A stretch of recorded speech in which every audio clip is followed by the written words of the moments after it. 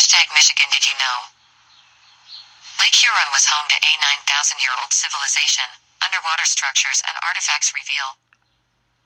By Conny Waters, AncientPages.com. As AncientPages.com reported in 2014, while exploring Lake Huron, one of the 5 Great Lakes of North America, underwater archaeologists found traces of an ancient lost civilization twice as old as Stonehenge and the Great Pyramids of Egypt.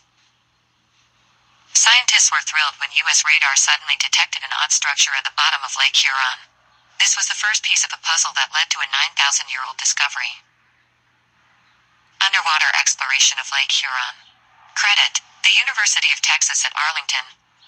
O'Shea, a professor of anthropology at the University of Michigan, noticed the peculiarity and, through a leap of innovative thinking, concluded that the structure was perfect for caribou hunting corridors. He then assembled a team to explore the ridge, and what he found was groundbreaking. As it was reported, underwater archaeologists have seemingly found what was once a dry land corridor connecting northeast Michigan and southern Ontario. Scientists say the main feature, dubbed the Drop 45 Drive Lane, is the most complex hunting structure found beneath the Great Lakes to date. The 9,000-year-old limestone structure is comprised of 2 parallel lines of stones that lead to a cul-de-sac lined with natural cobble. If the findings are correct, it would make the hunting complex twice as old as Stonehenge.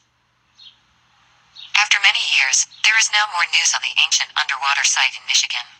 In a recent study, underwater archaeologists from the University of Texas at Arlington have confirmed the 9,000-year-old stone tool artifacts discovered in Lake Huron originated from an obsidian quarry more than 2,000 miles away in central Oregon.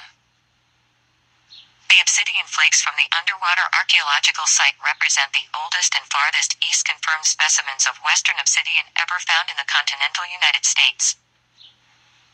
In this case, these tiny obsidian artifacts reveal social connections across North America 9,000 years ago, said Ashley Lemke, assistant professor of sociology and anthropology at UT Arlington.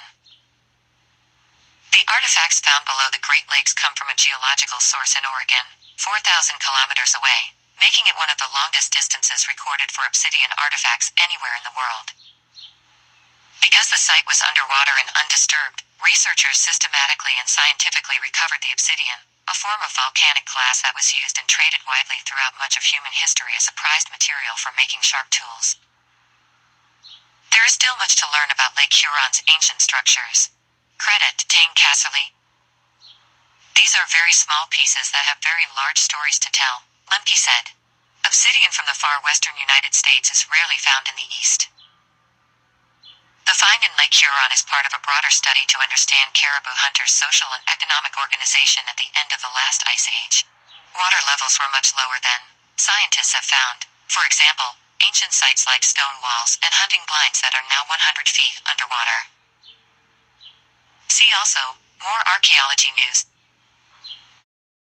We've been working on the Alpena Amberley Ridge under Lake Huron, looking at potential ancient hunting sites, and what we found this summer was about a 5.5 foot length of wood that was preserved on the lake bottom that turns out to have a radiocarbon date of about 8,900 years ago. It's important because, first of all, it gives us a date for when this feature that's over 100 feet underwater was dry land.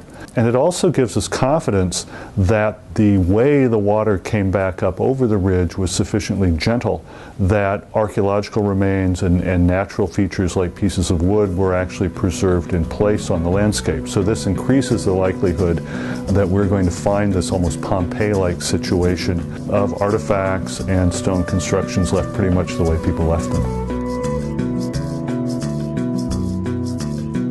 The segment of wood is about 5.5 feet long.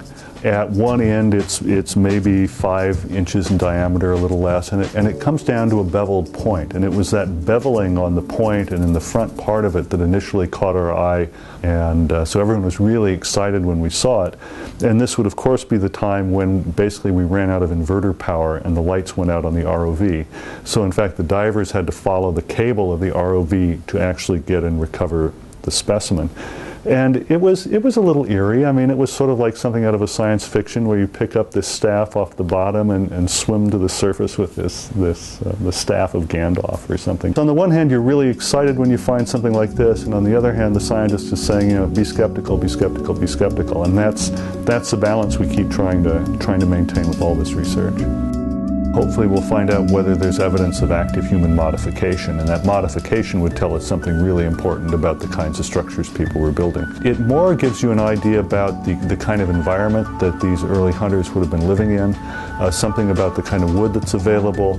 Depending on the identification of the wood, we may be able to argue that it was brought there from the south by the hunters, which would also be an interesting twist to the story.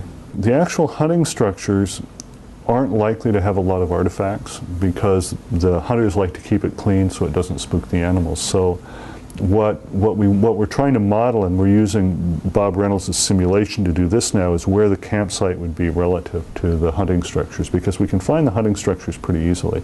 And then if we can find those, then we can find the artifacts. We can find animal bone, which doesn't survive on land because the soils are so acid. You get all the seasonal data. You really get. I mean, that's really where you find the data. You really need to answer your questions.